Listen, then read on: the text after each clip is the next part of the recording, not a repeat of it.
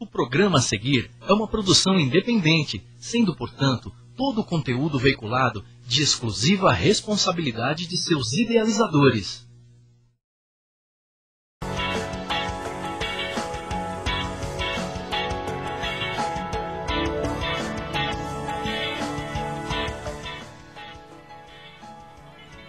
No ar, mais um programa Direito.com pelo canal da UpTV. Agradeço a confiança do canal, da emissora, de todos vocês, para que nosso programa seja e continue um sucesso. Todas as segundas-feiras, às 21 horas, aqui no canal da UpTV.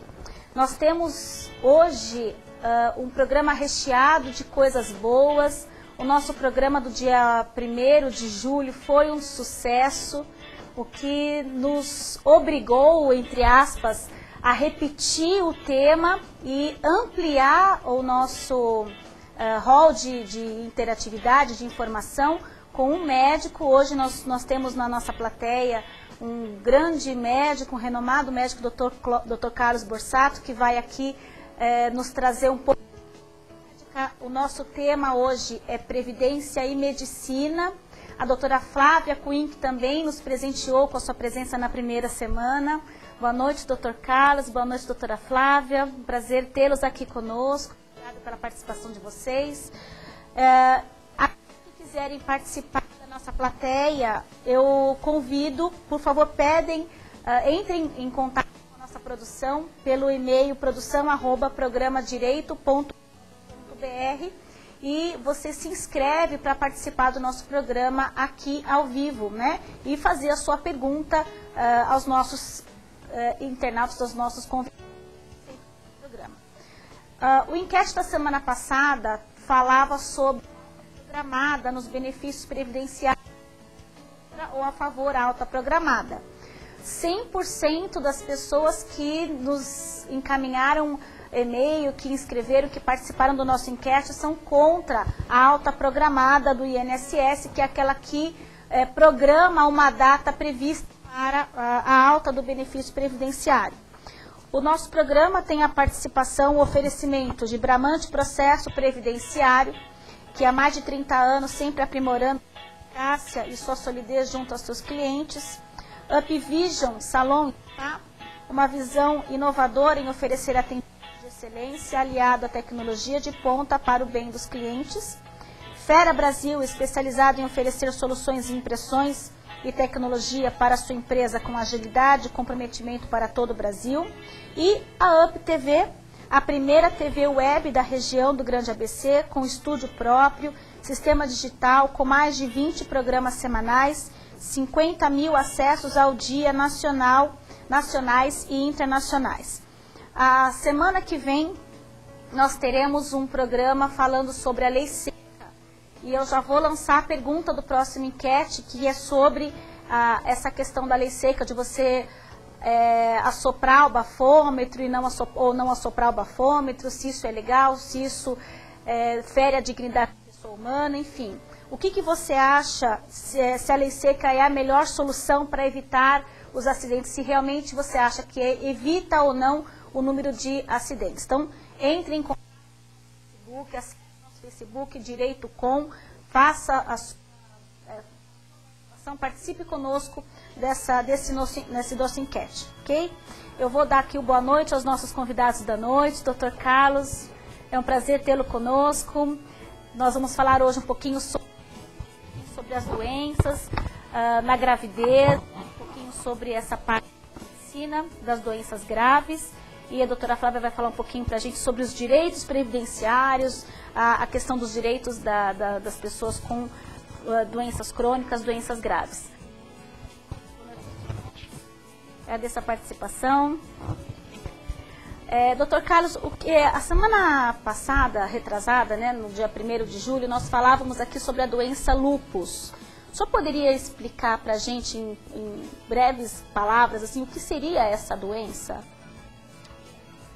Bom, boa noite. O lúpus é, antes de tudo, uma doença autoimune. Se trata de uma doença autoimune. É aquela doença onde o organismo produz anticorpos que vão atuar contra aquele próprio organismo, ou seja, é uma autoagressão, e isso desencadeia uma série de alterações no indivíduo. Essas alterações orgânicas acabam comprometendo a maioria dos órgãos vitais para a sobrevivência do ser humano, como, por exemplo, pulmão, coração e rim. E o lúpus é uma dessas doenças autoimunes. Algumas causas são conhecidas e outras absolutamente desconhecidas.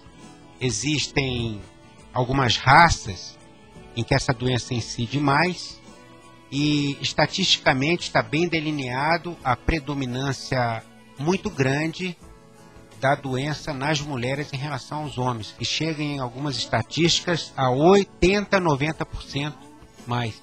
Os homens ficam com mais ou menos 10% a 20% da doença lúpica, e também não tem uma explicação para isso. Existem uma série de conjecturas. Eu sempre brinco que quando tem muita conjectura é porque ninguém sabe nada, né? Então, muita teoria significa eu não sei. E é mais bonito falar não sei. Os sintomas iniciais. Ela é considerada uma doença multifatorial. Uhum. E é também multicêntrica. Então, eu estava até conversando com a doutora Flávia aqui do meu lado, que ela me perguntou, é uma doença silenciosa? E eu até comentei, muitas das doenças autoimunes, elas são silenciosas, é descoberta às vezes, é um choque para a pessoa. Uhum. É um gânglio que parece aumentado, digamos, aqui na região cervical, na região do pescoço, e a pessoa procura um otorrino achando que está com uma infecção de garganta, procura um odontólogo achando que tem um problema de canal, faz uma biópsia e descobre que tem um lúpus. Às vezes uma manchinha no rosto, que é o chamado rastro cutâneo, dá a impressão que a pessoa se expôs demasiadamente ao sol, e o sol é o gatilho. Uhum. E na verdade é um sinal de uma doença que já está comprometendo vários órgãos. Entendi. Ou, por exemplo, já que se falou em gravidez, é aquela mulher que do nada aborta. Engravida novamente, aborta de novo. Um médico experiente vai fazer uma investigação detalhada e obrigatoriamente ele vai incluir nesse pool de investigação a possibilidade de que o lúpus seja uma das causas, e muitas vezes o é. Entendi. No caso dessa doença, ele descobre e não tem um tratamento específico, né? Existe um tratamento. Assim, existem vários níveis de tratamento, né? Mas não há cura. Há controle. Né? E a remissão por um tempo da doença, mas nenhum médico queira ser honesto com o paciente vai dizer, olha, nunca mais você vai ter. Então, o tratamento primário é corticoide em dose baixa, como por exemplo no rastro cutâneo, aquela mancha que parece uma asa de borboleta, é uma pomadinha com corticoide. Mas se, por exemplo, a pessoa tem um comprometimento do rim, que é chamada nefrite lúpica, ou tem um comprometimento do cardio torácico, quer dizer, coração e pulmão, chega a fazer um derrame pleural, uma insuficiência cardíaca importante, você é obrigado a usar doses mais altas de corticoide. Corticoide é mais ou menos como antibiótico, tem custo e benefício, não é uma vitamina inócua que você toma. Então tem que ser feito um estudo até estratégico do quanto o paciente beneficiar com o uso do corticoide em doses mais altas e quanto de efeito colateral ele vai ter que vai comprometer sua qualidade de vida. Entendi. E existem casos mais graves que você é obrigado a usar os citotóxicos, são medicamentos que param o crescimento celular, com uma série de efeitos colaterais indesejáveis. Isso já é uma situação de crise, onde o paciente, às vezes, ele é obrigado a ficar internado por um bom tempo. O citotóxico é um medicamento que é semelhante ao quimioterápico, então ele baixa muito a imunidade, é justamente para baixar a imunidade, para evitar que o indivíduo tenha aquele desenvolvimento das células autoimunes, e esse paciente, e muitas vezes, ele passa a ser sequelado. Como nós estamos falando aqui na área do direito, é uma doença limitante, isso é importante que se saiba. O lúpus é eminentemente uma doença limitante. Ele é limitante. À luz do direito, eu não sei explicar o que significa. Mas é importante. Ele limita a capacidade para o trabalho, com certeza ele tem absoluta. altos e baixos. Uma das formas mais comuns de lúpus é quando ele pega as articulações. Muitas vezes o lúpus começa com dor nas pequenas articulações, que são os dedos das mãos, que são os quirodátilos, e dos pés. o que acontece? Essas limitações articulares aquecem as pequenas articulações, às vezes pega joelho. Isso por si só é limitante. Sim, porque muitas vezes é tratado como uma artrite, que também é uma doença autoimune, mas é uma outra doença autoimune que é o lúpus. Tem alguma área da medicina especializada em lúpus? Porque assim, nós sabemos que o câncer tem o especialista, que é o onco, e cada área da medicina tem um especialista. Existe um especialista na doença, no tratamento do lúpus, ou ele é tratado como um oncologista, com algum outro tipo de especialidade? Não, durante muito tempo, o lúpus era tratado pelo reumatologista. Porque como ele é uma doença que mais comumente ataca as articulações, entre outros, era um território do reumatologista. Mas a medicina avançou muito e o conhecimento da parte imunológica da doença avançou mais ainda. Hoje eu diria que como ela é uma doença multicêntrica, ela tem que ser tratada de forma multidisciplinar. O médico que centraliza a relação com o paciente, ele tem que procurar se cercar de profissionais que saibam lidar com as chamadas comorbidades. O indivíduo, por exemplo, que o reumatologista trata muito bem uma doença articular, uma limitação, uma dor, às vezes ele não tem a expertise para, por exemplo, tratar uma insuficiência cardíaca.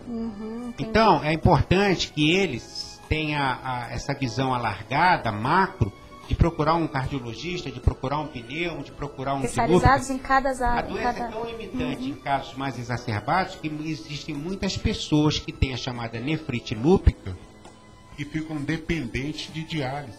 Nossa. Às vezes por toda a vida, porque é uma lesão nos glomérulos renais, que são aquelas áreas mais sofisticadas da filtração no interior do rim.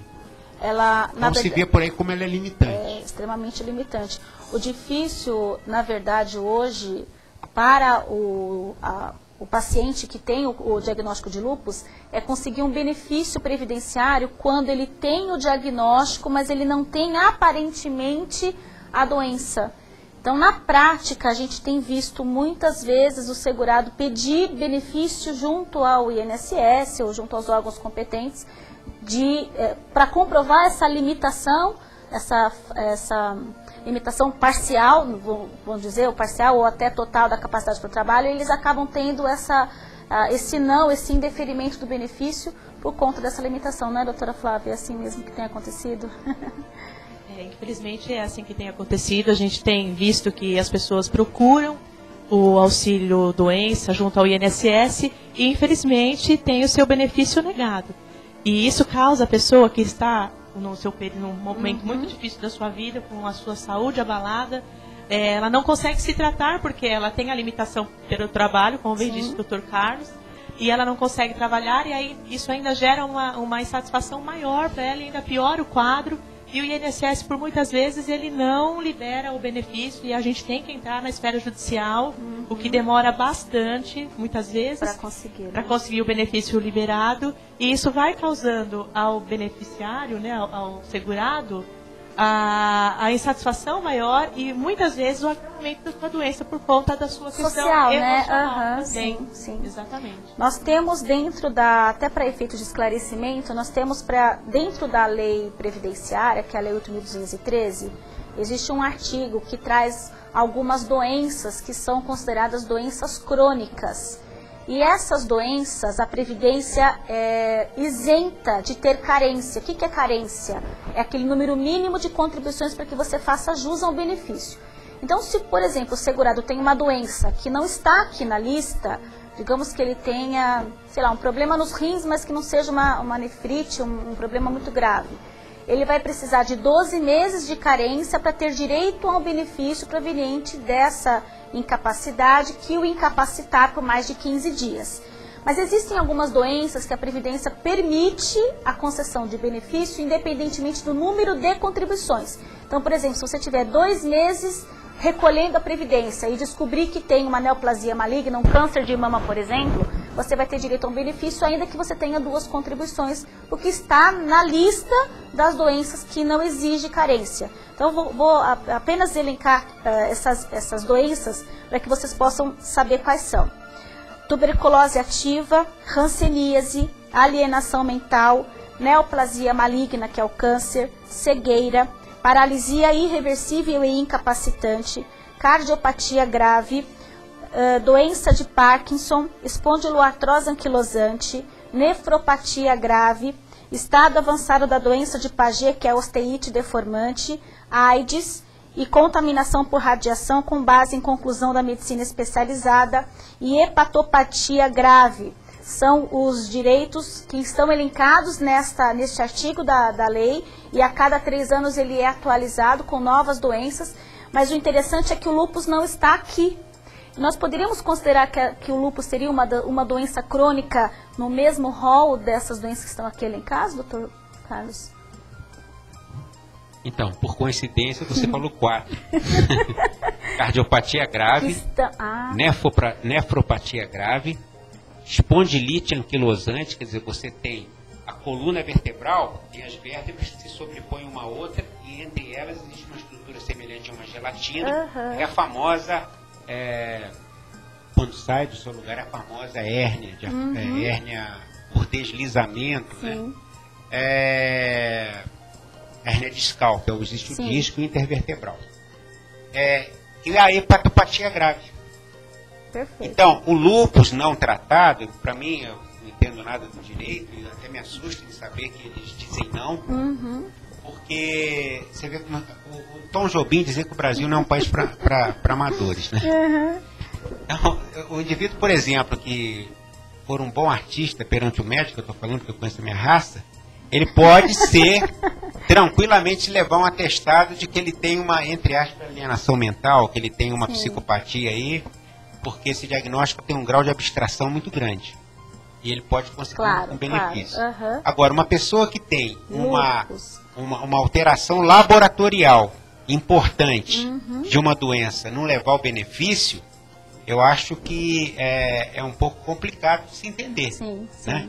Agora, de todas que você falou aí, pode levar a uma... Não existe a predominância de um osso. Começa nas pequenas articulações, mas pega também a coluna vertebral. Então pode levar uma espondilite anquilosante. Quer dizer, a pessoa fica deformada. Pode levar uma hepatopatia grave, às vezes mais agressiva do que uma hepatite B. Pode levar uma cardiopatia grave, mais do que uma coronariopata. E hoje ele pode colocar um stent na coronária, mas a doença autoimune, ela lesa o músculo cardíaco. Isso só transplante. E pode lesar o rim a ponto do indivíduo ficar dependente de uma diálise. Agora, qual é a melhor medicina? É a preventiva. É aquela que você atua precocemente. Se você consegue tirar esse indivíduo da escala de trabalho e tratá-lo adequadamente, você vai ter mais sucesso. Isso vai refletir, inclusive, economicamente para a Previdência. Sem dúvida. E o que a Previdência faz hoje em dia, embora eu não entenda de direito, mas na área médica eu vejo? Ele pega o indivíduo no elo final da cadeia. Isso vai onerar o custo final da doença. Gerar uma aposentadoria por invalidez, uma pensão por morte e por aí afora, né? Mas, na verdade, então, o lúpus, olha que interessante a importância da medicina num programa como esse, em que a gente fala de doença. Porque ele, a verdade, estaria implícito, né, em todas essas doenças elencadas aqui no artigo, que para a minha ignorância do direito, assim como o senhor não conhece o direito, a gente não conhece a medicina, cada um na sua praia, né? Mas extremamente importante essa colocação, até eu aprendi também um pouco aqui. A Gabriela Almeida, de São Bernardo, manda uma pergunta para o Dr. Carlos. Olá, boa noite. Uma mulher grávida que já tenha o lúpus tem perigo de passar para o bebê? Não. Não existe nenhum tipo de característica hoje solidamente estabelecida na literatura que diga que essa capacidade autoimune pode ser passada da mulher enquanto grávida para o seu bebê pela região, pela placenta. Quer dizer, a placenta é um filtro. Mas a base imunológica a mulher passa. Esse filtro não ocorre quando se trata de imunologia. Se trata de uma infecção, de algumas substâncias tóxicas, não é um filtro 100% perfeito. Mas não existe referido em literatura aquela criança que vai nascer lúpica. Existe uma característica heredofamiliar, mas é pontual. Inclusive, às vezes, pula gerações. Né? Então, a avó tem, nenhum dos filhos tem, o neto vem aqui. Entendi. Ela pode ser considerada, então, uma doença hereditária? Heredofamiliar, quer dizer, tem uma característica hereditária, mas não é, por exemplo, como digamos, a hemofilia. A hemofilia, a mulher tem o gene, mas não existe nenhuma mulher hemofílica. Ela passa para todos os filhos homens, todos sem exceção. Então é uma característica genética. Né? Heredofamiliar é mais ou menos como a hipertensão. Se o meu avô é hipertenso, eu posso vir a ser hipertenso, e meu irmão não. Entendeu? Então é pontual e é ocasional. Entendi. Aparecida Abomina, de São Mateus. Boa noite, Aparecida, obrigada pela sua participação. Da Gabriela também, obrigada. Minha prima tem lúpus, ela sente muita dor nas articulações, chora muito, toma remédios, e gostaria de parabenizá-los pela atenção juntamente aos familiares e pacientes que convivem com esse problema. Deve ser bastante difícil, não só para o paciente, como para todo o contexto familiar, né? Uma pessoa com essa doença. A história da dor lúpica, ela é tão importante que hoje a maioria dos hospitais, inclusive de ambiente universitário, eles têm os grupos de dor. A princípio, esses grupos de dor foram criados para tratar o paciente com câncer avançado. Hoje, um dos grandes clientes desse grupo de dor é o paciente de artrite lúpica. Nossa, que interessante. Eles chegam a usar derivados de morfina e medicamentos muito fortes. Na novela das 8, não sei se o senhor deve acompanhar, que o senhor tem uma vida muito atribulada, tem uma personagem que é uma criança, né, de acho que 12 anos, que ela apresentou um diagnóstico de lúpus e ela fez um transplante de fígado.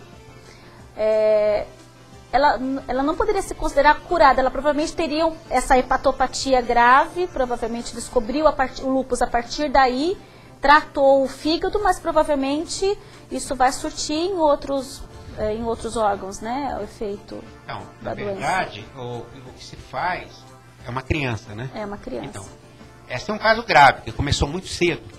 Né? Nenhum médico em sã consciência pode dizer que essa doença, porque é uma característica imunológica da criança, não vem atacar outros órgãos. Nesse momento, ela já tinha uma doença tão agressiva que já comprometeu o fígado numa criança, a ponto de necessitar de um transplante. Né? Então, a doença lúpica, ela, eventualmente, no fígado, ela pode não mais atuar. Até porque a característica imunológica do fígado receptor, a pessoa que doa o fígado, tem outra característica imunológica. E não se sabe por quê. A característica tem afinidade com o tecido da própria pessoa. Agora, quem garante esse rim, quem garante esse coração, quem garante essas articulações? Claro que na novela não vai acontecer. Não, vai dar tudo certo, final novela, feliz. A menina vai ser o elo de ligação da mocinha com o mocinho. Né? Mais ou menos por aí. A Joana Milão, de São Paulo, boa noite, Joana. Ela pergunta, essa doença é transmissível? Sucesso a todos vocês, um programa muito importante para a população. Eu e minha família estamos assistindo. Obrigada, viu, Joana? Obrigada pela sua participação. Ela é transmissível, doutor? Não, né? Não é. Não tem problema de transmissibilidade nenhuma. Né? O Carlos, de Santo André, ele diz que ele é empresário e tem uma dúvida. Como devo proceder? E eu acho que é para a doutora Flávia. Sou empresário, como devo proceder se o empregado se o empregado meu passar por isso em relação à lei? Ele deve estar perguntando se ele tem algum tipo de estabilidade, alguma coisa nesse sentido. A estabilidade, ela é vista através da convenção coletiva. Se o seu funcionário tiver essa doença, ele deve ser encaminhado ao INSS para receber o seu benefício, por enquanto ele sendo registrado, estando tudo certinho, porque dentro da formalidade, porque ainda nesse caso existe a carência. Se ele estiver com tudo certinho, ele vai para o INSS e o perito do INSS vai conceder ou não o benefício para ele. Aí ele vai se tratar e depois ele retorna. Olhando a convenção coletiva do tipo de trabalho que o senhor tem, ele vai poder ter estabilidade ou não, mas isso precisa ser visto pela convenção. Geralmente tem um tempo de estabilidade, só que isso tem que ser visto diante de cada uma das atividades. Porque não é uma doença causada pelo trabalho, né, doutora? Então, se não é causada pelo trabalho, é uma doença extralaboral, a empresa não teve participação nenhuma nessa doença, né? Exatamente, também tem esse aspecto que a gente precisa estar verificando. E aí talvez ele só tenha a estabilidade da convenção coletiva, se por acaso, quando ele voltar do afastamento, né? Se voltar, porque Os peritos do INSS vão dizer que ele está bom para voltar ao trabalho, pode voltar ao trabalho, não tem problema nenhum, não tem capacidade. Enquanto isso, ele vai ter que fazer o tratamento em casa ou trabalhando. Uma outra pergunta do César Augusto Melo Salmazo, de Santo André. Boa noite, César. O diagnóstico do lúpus é por exclusão? Existe um exame específico para diagnosticá-lo? Não, não é por exclusão. Existem exames específicos que você pode diagnosticar. Mas o diagnóstico não é feito só sob o ponto de vista laboratorial. Vamos fazer uma analogia com uma doença extremamente popular e temida, que é AIDS. Se você pegar um indivíduo, por exemplo, que ele é HIV positivo, não quer dizer que ele tenha a doença. Em algum momento a doença pode se manifestar dependendo de uma série de circunstâncias. Ou pode ser HIV positivo para o resto da vida. Tem uma série de atitudes que podem ser tomadas do ponto de vista médico em relação ao HIV, como, por exemplo, medicar precocemente, preventivamente. Hoje isso está em discussão, né? Em relação ao lúpus, se você faz, por exemplo, o exame mais específico para isso é o fator antinúcleo, que é a pesquisa do anticoagulante lúpico. Se der positivo, você não vai entrar com corticoide com a pessoa. Mas, obviamente, a partir desse dado, que pode ser um achado ocasional num check-up, obrigatoriamente você tem que investigar outras áreas. Então, tem dor articular, tem febre que não se esclareceu a causa, tem falta de ar, como é que está a sua função renal, e fazer uma investigação mais detalhada, focando nos eventuais locais onde o lúpus pode aparecer. Caso nada apareça, esse paciente tem que ser monitorizado por um profissional que tem experiência na área, num espaço de tempo mais curto. A monitorização é simplesmente laboratorial. Sempre colhendo o histórico do paciente. A Ângela Maria Silva de Santos pergunta, existe mais de uma forma na doença lúpus, tipo grau 1 ou grau 2? Obrigada pelas informações. Então, na verdade, não existe a classificação de graus. Existe sim a doença que ela tem um avanço maior na sua agressividade. Não existe uma classificação, grau 1, grau 2, grau 3. E, como eu falei no começo, ela é multifatorial, então ela é multicêntrica. Se o indivíduo tem um lúpus, ele foi bem investigado, ele tem uma dor articular, tem uma febre ocasional, ele tem que ser visto sob uma ótica. Mas se é um indivíduo que aparece com uma febre de origem indeterminada, na investigação se descobre que ele tem uma insuficiência cardíaca importante, ele tem que ser visto sobre outra ótica e ele tem que ter um outro tipo de tratamento, mais agressivo, e aí, como eu falei, multidisciplinar. Ele vai ter uma visão do reumatologista que saiba mexer bem com imunologia, mas tem uma insuficiência cardíaca, cardiologista acompanhando. Tem uma insuficiência renal, nefrologista. Tem uma insuficiência hepática, um gastroenterologista que faça área de hepatologia. E assim vai. Né? Mas não tem, porque você está só com dor articular, você é grau 1, você tem insuficiência cardíaca, você é grau 2, você tem um comprometimento importante com degeneração articular, você é grau 3. Isso não existe, essa classificação. No caso, já que a gente está falando de gestação, Dr. Carlos, quais as doenças mais graves que passam para o feto? Por exemplo, as doenças sexualmente transmissíveis, sífilis, herpes, AIDS, quais são as doenças que atingem o feto? Então, em épocas passadas, né, eu cheguei a ver lá no Hospital das Clínicas sífilis grave, criança que nascia com sífilis porque a mãe não fazia um simples pré-natal. Hoje, com o advento e a popularização de uso de antibiótico, a substância básica que trata sífilis é a penicilina. A paciente tem uma infecção de garganta, está com a sífilis em fase inicial, ela toma penicilina para amidalite purulenta, está tratando a sífilis. Então não se vê mais como antes. AIDS, década de 80, muita gente morreu de AIDS. Muita mãe morreu durante a gravidez por AIDS, na época que não tinha essa poliquimioterapia. Agora, hoje, o que continua ainda interferindo nas malformações são dessas doenças infecciosas, a que mais realmente interfere por incrível que pareça, são as mais comuns, que é rubéola, toxoplasmose, citomegalovírus, porque não é adequadamente investigada, e quando se descobre, só para vocês terem uma noção, 30% das mães que têm rubéola, a criança vai nascer com surdez definitiva.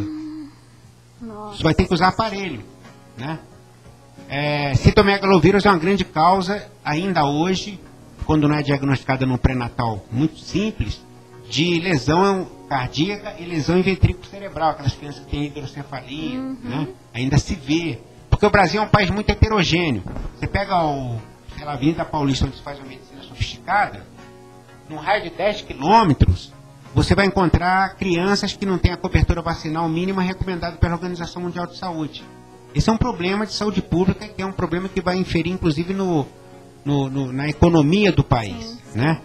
Fora isso, hoje nós temos uma doença que está começando a ter um impacto na saúde pública, aqui no Brasil, mas que, por exemplo, nos Estados Unidos, houve uma época que o impacto foi muito grande, que é o crack. As mulheres de nível socioeconômico mais baixo, e algumas nem tanto, a cocaína ela é extremamente agressiva, do seu ponto de vista de má formação para o feto. E a gente vê. Muita, né? Vê. É uma judiação, porque acaba, um vício que é da pessoa acaba transmitindo isso para a criança. E é difícil você... O discurso do médico é muito pequeno para a dependência química, que a gente sabe que é muito grande, né? Então, você imagina, tem mulheres que não conseguem parar de fumar durante a gravidez. Imagina o uso da cocaína, que tem uma drogadição muito mais violenta no cérebro. Além de todo desse problema que pode dar, essa má formação no feto, ouve-se falar muito que a criança nasce viciada. Isso é verdade, doutor? É porque a dependência, a dependência está ligada a uma área cerebral, né? Tanto que, por exemplo, todo mundo conhece a síndrome da abstinência no usuário de álcool. É uma droga lícita, né? O álcool é muito legal e tal, mas em doses sociais. Mas a pessoa que é um alcoólatra, se você suspender abruptamente o consumo do álcool, ele vai ver bicho, ele tem delírio, né? Que é o famoso delírio tremens. Isso existe no álcool, existe no cigarro, que a pessoa que para de uma hora para outra fuma muito, tem uma dependência, uma ansiedade, fica agressiva e tal. E na cocaína, pior ainda, na heroína, pior ainda. Né? Então, isso, se a droga vai para a criança intraútero, que está com a formação do seu sistema nervoso central ainda imatura, pode realmente criar uma dependência. Essa criança, ela vai ter uma irritabilidade maior no berçário e o comportamento dela a médio prazo ainda não está totalmente estudado. Mas a criança tem algumas alterações de déficit intelectual na fase de alfabetização. Nossa, que dó. Não param as perguntas aqui, o programa realmente hoje está bombando, muito bom isso. A Sandra Miranda está perguntando se é verdade que o paciente de lúpus não pode se expor ao sol. Quais os riscos? É verdade, grande verdade. O sol, ele acaba...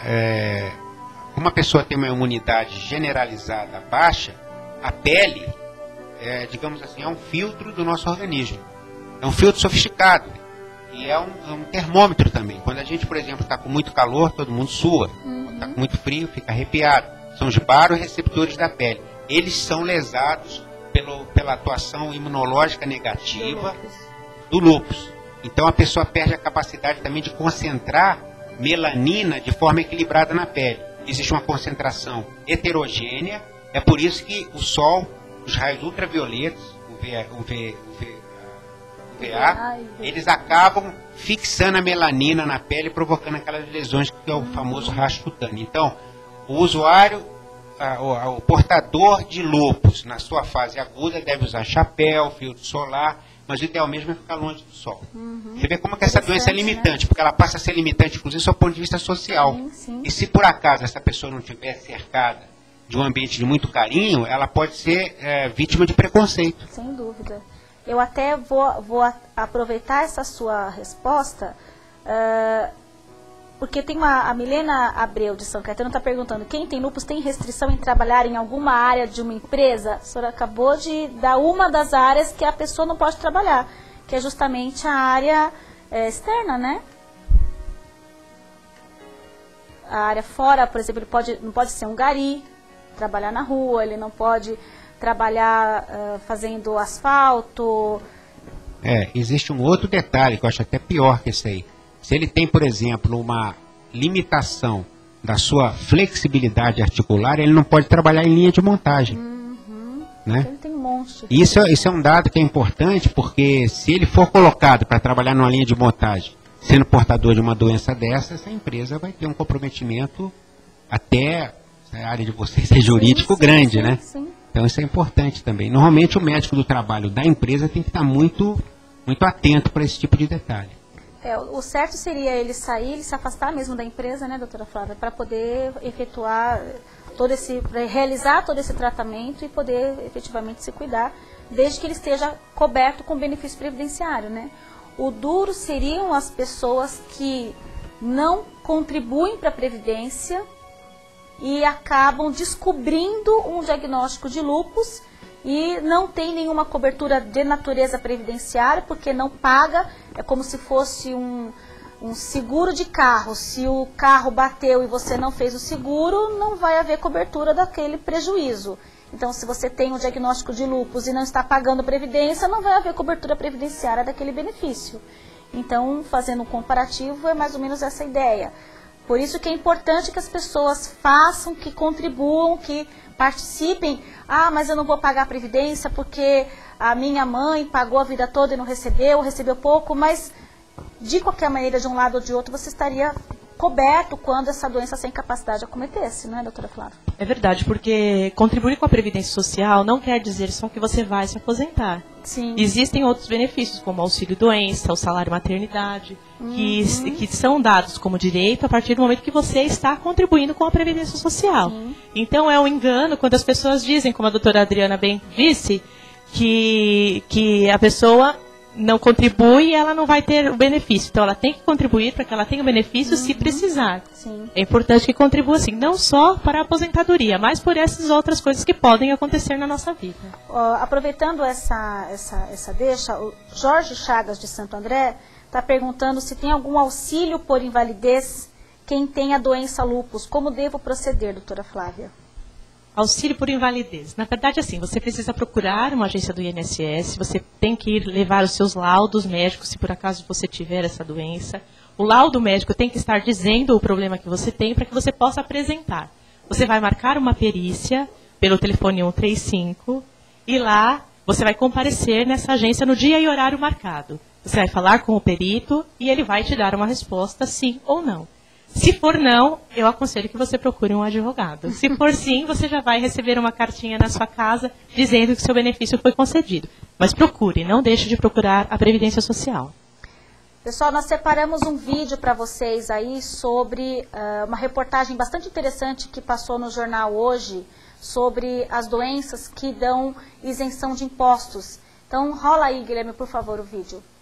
Milhões de brasileiros portadores de doenças graves como as crônicas e as degenerativas desconhecem que têm direito a benefícios e a isenções de impostos.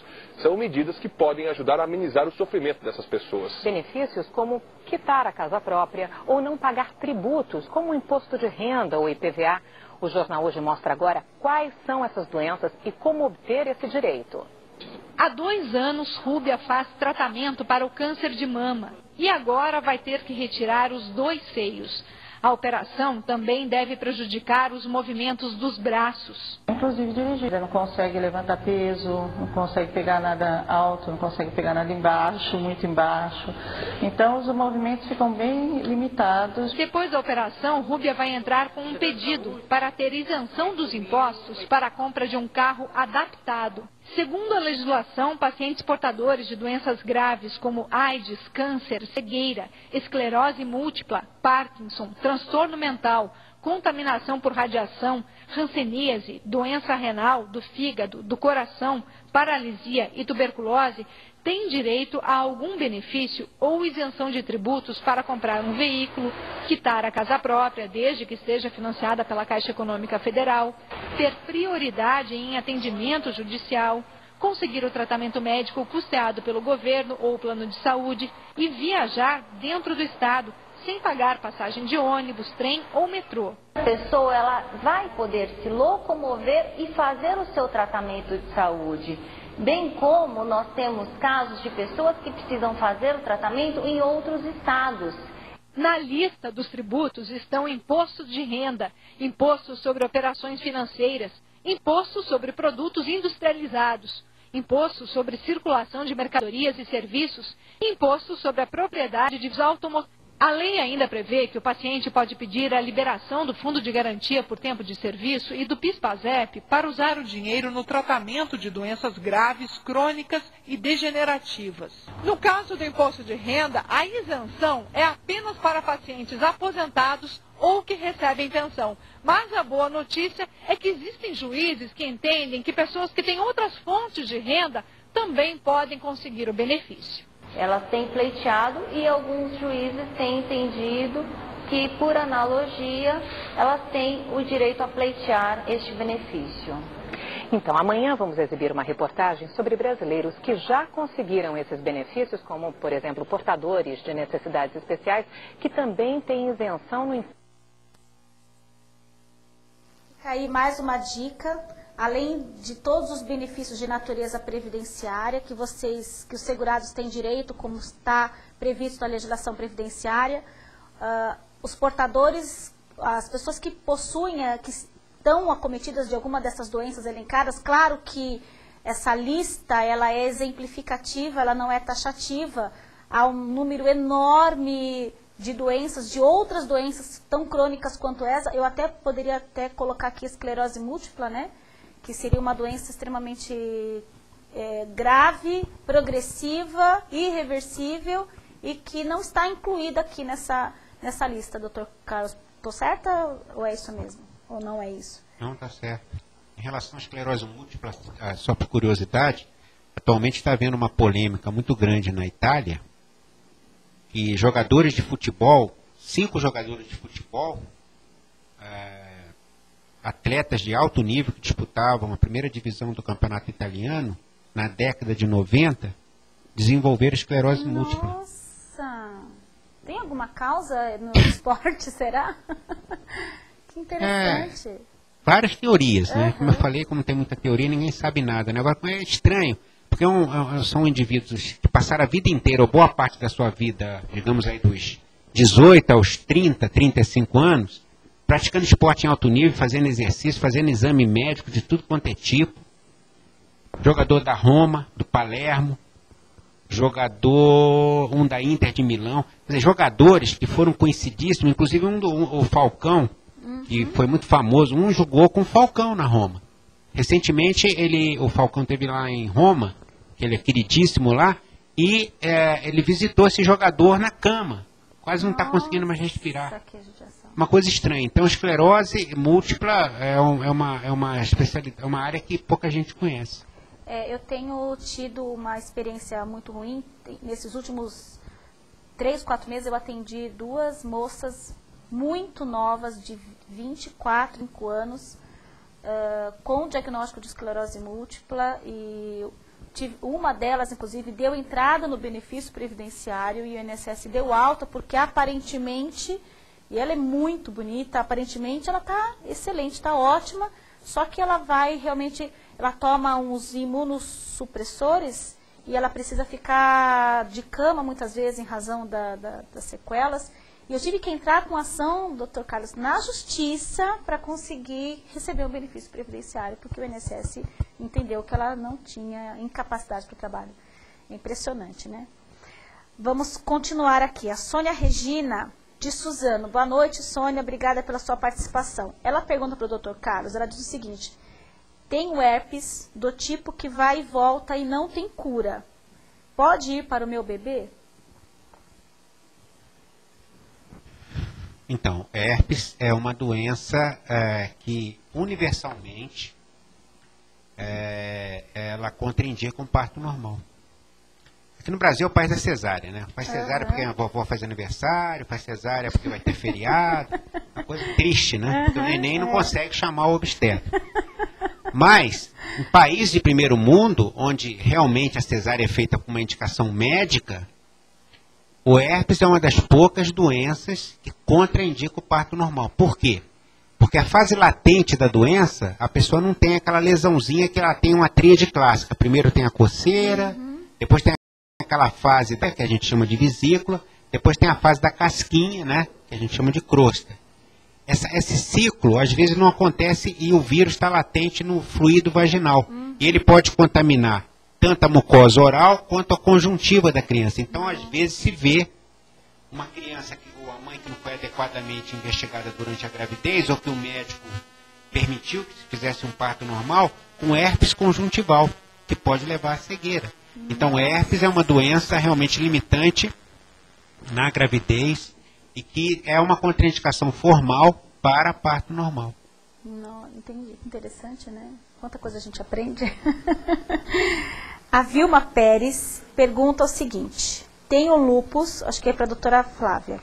Tenho lúpus, continuo na minha empresa apesar dos pesares, mas devido à doença estou com depressão. A empresa pode, pela lei, me dar um tratamento psicológico ou não? Um tratamento psicológico?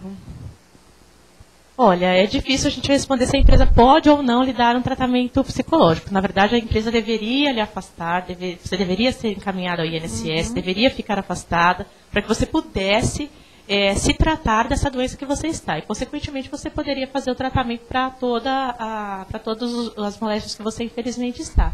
Agora, um tratamento específico, psicológico, eu acho um pouco complicado. É interessante, né? Porque, na verdade, o problema é o lúpus. Então, a depressão seria uma consequência dessa doença. Daria para afastá-la por depressão, doutor Carlos? Uma doença limitante, muitas vezes até, depende de qual tipo de sintomatologia que ela tem. Porque certamente ela deve estar tratada. Existe um outro detalhe que é importante falar e que talvez precisasse do auxílio do médico da empresa, tem que ser o médico do trabalho. Como a paciente que tem lúpus, em maior ou menor grau, usa corticoide, o corticoide é um imunodepressor, mas ele também é um depressor humoral. Então ele interfere no componente emocional. Então isso pode ser usado para que eventualmente a paciente faça-se um link entre o uso do corticoide e o componente emocional. É uma consequência da própria doença. Muitas doenças levam à depressão. Por exemplo, a tireoide é uma glândula pequenininha, sem vergonha, ninguém dá nada por ela. Ela é importantíssima. E muitos quadros de hipotireoidismo conjugam com depressão grave. Né? A pessoa já está tomando antidepressivo e não está tratando a tireoide. Né? Então, o uso do corticoide pode interferir no componente emocional, porque um dos fatores que geram estresse é a adrenal, que é a glândula suprarrenal, que é uma das sedes da produção da cortisona. Entendi. Nossa, que interessante. Precisa, na verdade, a depressão dela, então, poderia ter sido causada até pelos próprios remédios que ela toma, e por causa disso ela deveria se afastar do trabalho. Sem contar que a pessoa que é portadora de lúpus, quer queira, quer não, ela vai fazer sobre si mesmo um discurso muito crítico sobre a sua autoimagem. A pessoa tem limitação articular, não pode se expor ao sol. Às vezes se pega outros órgãos chamados nobres, né, que é fígado, rim, coração, pulmão, vai respirar com dificuldade, dorme com falta de ar. Quer dizer, tudo isso interfere na qualidade de vida. E no dia seguinte a pessoa tem que estar lá extremamente produtiva. Fica difícil, porque envolve um conflito interno muito grande. E você precisa do emprego para sobreviver. Pode gerar uma depressão. No programa passado nós mostramos um vídeo em que a paciente tinha todo o lúpus na pele. Isso também é bastante comum? Ninguém sabe explicar porque em algumas pessoas é pele, outras pessoas é rim, outras pessoas é pulmão. Isso é melhor o médico ser honesto e falar, não sei. Ninguém sabe. Né? Mas quando pega a pele, você vai concordar comigo que essa pessoa está com meio caminho andado com uma depressão, né? Sem dúvida. É um país tropical como o nosso, que as pessoas se expõem aí no verão com as roupas sensuais e tal, a pessoa tem que se esconder. Ou esconder então o corpo, que eu digo, por causa da exposição ao sol. Né? E imagina não só por isso, todo mundo indo para a praia e ela com manga longa e tal. Se não ficar depressiva, vai ter que fazer tratamento, né? Aí tem que, e até sendo discriminada, porque as pessoas podem achar que ela está com uma doença contagiosa, com um monte de problema, e acabam não chegando perto. O olhar das pessoas, mesmo que não seja crítico, né? Mesmo olhar por curiosidade, inibe, né? Uhum, sem dúvida, sem dúvida. A última pergunta que eu gostaria de fazer para o senhor, doutor Carlos, nós passamos no vídeo uma moça que tem estava falando do câncer de mama, que ela tirou as 2 mamas, né, deve ter esvaziado as axilas, e ela tem dificuldade. O que tem acontecido hoje na Previdência Social? Os segurados, as seguradas, tiram a mama, esvaziam as axilas, e elas perdem um pouco o movimento da mão, e e a Previdência acaba sempre dando alta quando ela acaba a quimioterapia. Eles entendem que durante aqueles 5 anos em que ela vai fazer o tratamento ambulatorial, ela já não tem mais a incapacidade para o trabalho, e que ela poderia voltar ao trabalho. Esse movimento realmente é de paciente para paciente, ou isso acontece com todas as pessoas que fazem esse tipo de cirurgia? Tem um deputado gaúcho chamado Paulo Paim. Ele é muito interessado nas questões trabalhistas. Recentemente ele passou um projeto que obriga ao SUS fazer a cirurgia reconstrutora. Isso vai piorar mais ainda nesse sentido, porque a cirurgia reconstrutora, ela ressocializa a paciente esteticamente, mas para que ela seja adequadamente feita, há necessidade de você tirar o músculo subcostal, rodar esse músculo para ter o músculo de sustentação da mama. Com isso, a paciente vai ter uma limitação da lateralidade do braço do mesmo maior jeito. ainda. Então, se hoje o esvaziamento axilar dá um linfedema, quer dizer, dá uma dificuldade, a linfa é como se fosse assim, o lixeiro, entre aspas, do sangue. Então, ele tira todas as impurezas. Quando você tira o gânglio, você está tirando toda essa capacidade de tirar essas impurezas, a paciente já passa a ter um edema. Por mais habilidoso que seja o cirurgião, você tirou o gânglio, você vai comprometer a paciente em maior ou menor grau. Então ela já tem uma limitação, porque tem um linfedema. É por isso que surgiu essa lei lá atrás, que o indivíduo tem direito a ter uma... reconstrução. Não a reconstrução, mas tem direito a comprar o carro automático, sim, então justamente por causa do linfedema. Sim. Agora vai piorar. Porque se ao mesmo tempo que a mulher vai ressocializar, vai ficar com a mama bonita e tal, colocando uma prótese de silicone, que isso é feito num segundo tempo, cirúrgico, a colocação do músculo vai tirar esse músculo que é importante na lateralidade. Então a paciente vai ter uma limitação maior ainda. E ela só vai saber disso depois, não adianta, né? Você não faz omelete sem quebrar os ovos. Então vai ter um benefício, mas vai ter um custo, porque nós estamos lidando com uma doença extremamente agressiva. Eu acho que a médio prazo, o pessoal que lida na área previdenciária, como vocês, vão ter um instrumento muito importante para atuar, porque não vai ter como um juiz dizer não para um caso como esse. É complicado.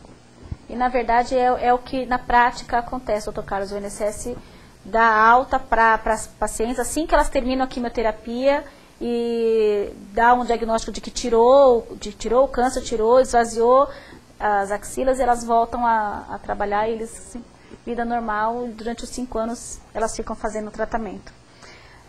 A Erna mandou um recado para a doutora Flávia. Parabéns pelo programa, em especial para a senhora, pela sua participação, assunto muito bem colocado, parabéns aos convidados. Luiz Fernandes de Santo André, o programa está maravilhoso, parabéns, altíssimo nível, obrigada Luiz, um grande beijo para você. E nós chegamos ao fim do nosso programa, vamos lá. Foi muito bom, bastante esclarecedor, foi imprescindível a presença do Dr. Carlos hoje para esclarecer as dúvidas que ficaram na semana passada com relação não só ao lúpus, mas com relação a todas as outras doenças. Convido o doutor para vir sempre que precisarmos, que a gente puder, que o senhor puder comparecer, será sempre um prazer. Dr. Carlos Borsato é um grande médico do Hospital Santa Catarina em São Paulo. Especialista na área de obstetrícia, né? E fez hoje se prontificou aqui para participar do nosso programa, junto com a doutora Flávia, para trazer, tirar essas dúvidas e esclarecer todos esses problemas dos nossos internautas. E eu queria agradecer a todas as pessoas, quero agradecer a todas as pessoas que participaram do programa, César, a Sandra, a Fabiana, a Kátia, o Guilherme, a Cristiane, a Liliana Gonçalves da UpTV, muito obrigada a todos. Dr. Carlos, muitíssimo obrigada pela sua participação. Doutora Flávia, pela segunda, ninguém veio aqui 2 vezes, a senhora foi a premiada. Obrigada, muito obrigada pela sua participação, mesmo muito enriquecedora a sua participação. Agradeço a todos os internautas que participaram, que mandaram perguntas. Participem aqui pelo Facebook, no Direito Com, mandem mensagem para o e-mail programa@programadireito.com.br. E como eu sempre finalizo a nossa frase, sem antes não esquecer de agradecer a UpVision Salão Spa, Bramante Processo Previdenciário, a UpTV e a Fera Copiadora. O valor das coisas não está no tempo em que elas duram, mas na intensidade com que acontecem. Por isso, existem momentos inesquecíveis, coisas inexplicáveis e pessoas incomparáveis como vocês aqui. Obrigada, boa noite, fiquem com Deus e até a semana que vem, se Deus quiser.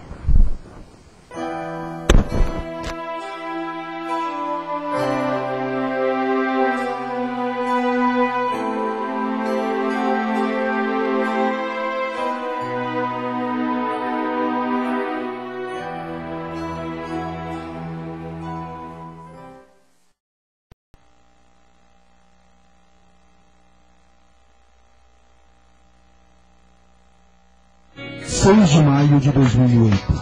Há 4 anos nascia a primeira TV web da região do Grande ABC. Aquilo que parecia ser apenas um sonho de um jovem e grande comunicador se tornou realidade. Através do espírito sonhador de Luque Ravanelli e o empreendedorismo de Liliana Gonçalves, estava no ar a UpTV. E a UpTV não desapontou seu grande idealizador. Com muita garra e sem medir esforços, Liliana Gonçalves deu à UpTV o talento e o profissionalismo necessário para ser considerada uma das mais importantes TV web do país.